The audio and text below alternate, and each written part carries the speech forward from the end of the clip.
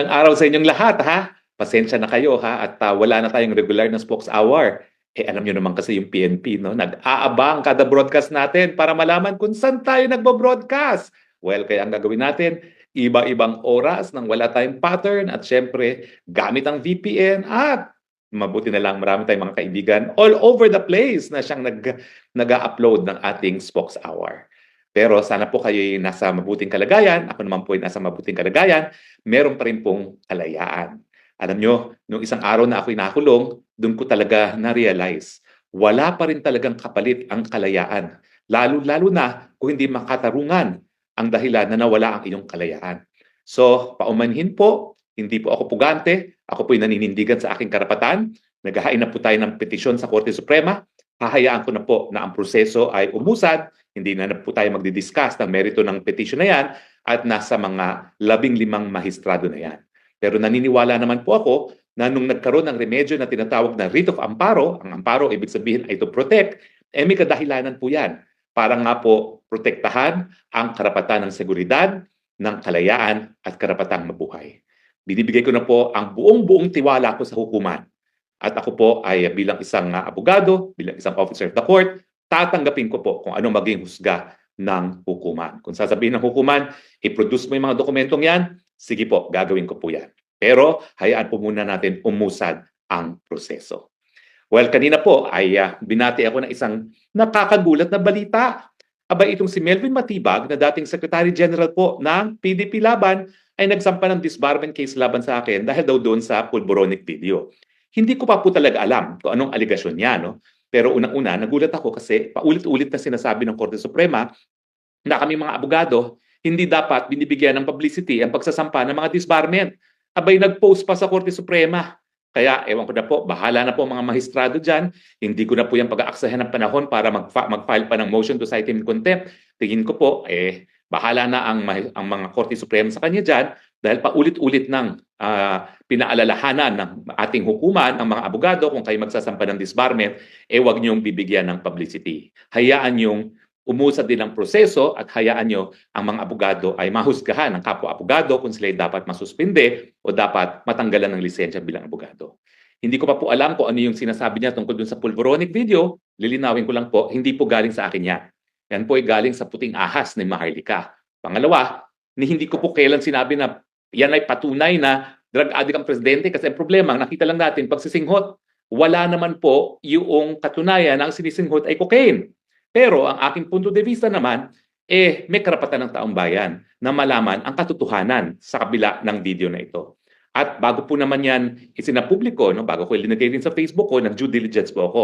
Gumamit po ako ng computer app, yung deepfake, at pinakita ko nga sa New York yan. In-upload ko yung raw video na nanggaling kay Maharlika at lumabas doon na hindi po siya AI, no? At bago ko po yan, ipinost sa aking Facebook. Siyempre, nag-iingat din tayo. Ayaw naman natin na kung ano-ano lang upload natin. So, nagkaroon po ako ng due diligence din. At ngayon nga po, si Binibining Maharlika ay meron siyang full-blown study. Galing po sa Hollywood, Los Angeles, kung saan po ginagawa ang mga pelikula. Sino ba magiging eksperto sa AI o sa alteration ng mga video? Kung hindi, ang Hollywood mismo. So, Amerikano po ang nag-authenticate niyan. At sa tingin ko po, binigyan nga ng pagkakataon ni Melvin Matibag na mapresenta sa isang pagdinig yung pag-aaral na ginawa ng eksperto sa Los Angeles. Nagkaroon po ng konfirmasyon, yung eksperto, tetestigo daw po siya dun sa kanyang ginawang report na authentic yung pulboronic video na hindi yan AI at wala pong alteration. Now, nagulat ba ako na dating supporter ni PRRD, dating miyembro ng gabinete, ang nagsampa ng impeachment sa akin? Hindi na po. Ako po'y galing din sa Kongreso. Ang may bahay po ni Melvin Matibag ay isang kongresista. No? Una pa lang, nung nanalo ang kanyang may bahay, at tumakbo naman ata siya, kung di ako nagkakamali, PDP Laban, talagang tumalikod na siya sa PDP Laban at nagbitiw na siya bilang SecGen. So in fairness kay Melvin Matibag, sa mulat-mula naman, lininaw niya na talagang uunahin muna niya yung career, political career nilang mag-asawa kaysa yung kanyang loyalty sa kanyang partido. Naintindihan ko po yun. No? At naintindihan ko rin po kung bakit niya ginawa yan. Siyempre, nagpapalakas kay Speaker. Alam niyo po kasi ang Speaker, napaka-makapangyarihan sa Kongreso niyan. Bakit? Kung ikaw ay gusto mong papadagdag ng project, infrastructure project, na kung saan kikita ka na ngayon, umaabot na raw ng 45 to 50%, kinakailangan mo ng lagda ng Speaker. So, naintindihan ko rin po kung bakit ginawa yan ni Melvin Matibag. Tapos na naman ang termino ni Presidente Duterte, hindi na kinakailangan maging loyal kay Presidente Duterte. At ang mga gaya ko lang naman ang nagiging loyal pa rin kay Presidente Duterte. Kasi naman, sa tingin ko, wala pa rin kapalit ang pagiging loyal sa isang lalong-lalo na nagbigay sa ng pagkakataon na manilbihan sa publiko. Pero siyempre, iba-iba tayo ng pananaw. Yung mga iba, baliwala sa kanila yung pagkakataong binigay para magsilbi. Pero sa akin, malaking bagay po yun. Dahil sino ba naman ho ako, no? Bago ako kinuha ng isang speaker. Naging kongresista nga po ako, pero I was only one of about 320. At saka, bago mangyari yun, aktivista lang ako, professor ng UP, pero dahil nga sa pagiging spokesperson, wala po sigurong Pilipino na hindi nakakakilala sa atin. No? So hindi naman ako po pwedeng tumalikod sa utang na loob na ganyan, pero hindi lang naman utang na loob po yan.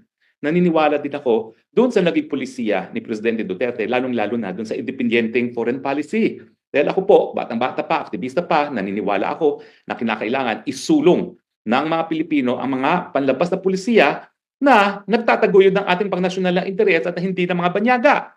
At sa totoo lang po, siguro hindi naman ako nabuhay nung naging presidente yung President Garcia, pero kung babasahin niyo po yung mga pananalita ni President Garcia, pareho rin sila ng paninindigan ni Presidente Duterte, nakapareho rin nung paninindigan ng Claro M. Recto. Yan po talagang ang aking pananaw sa ating kasaysayan. No? Una-una na tayo po ay sinakop ng mga Amerikano, mula po tayo ng sinakop ng ating mga Amerikano, ginagamit tayo ng mga Amerikano para sa kanilang interes.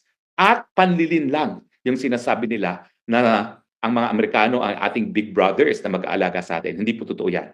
Talagang kinakailangan tayong mga Pilipino ang magkapit-bisig para itaguyod ang ating pangnasyonal na interes. So ibig sabihin, wala naman po akong sama ng loob kay Melvin Matibag na siya pang naghain ng impeachment complaint kasi alam ko naman po, ibig sabihin yan, makakakuha ng mas maraming proyekto ang kanyang misis, kikita sila, lalong-lalo na sa panahon na magkakaroon na naman ng re-election. Anyway, bukod po din sa disbarment case na yan, nahahayaan na nating pakinggan ng IBP at tingin ko naman po, lahat tayo merong pakialam kung totoo o hindi yung video na yan. Abay, dapat nga pasalamatan eh. Nakalimutan na ata ng tao yung pulboronic video na yan sa dami ng mga kabalbalan na nangyayari sa ating lipunan ngayon.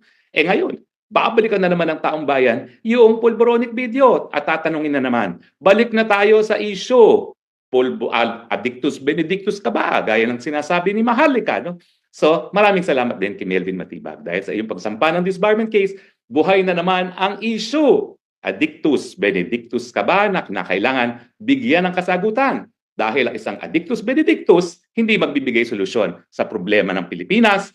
Kasama na po dyan yung mataas sa presyo ng bilihin, kakulangan ng trabaho, at mababang sweldo. Pero sige, iwan muna natin panandalian itong disbarment case against me. O nga pala po ha, bukod sa pagpapaaresto sa akin ng Quad, bukod sa pagsasampa ng disbarment case, abay, iniimbestiga rin po tayo ngayon ng BIR.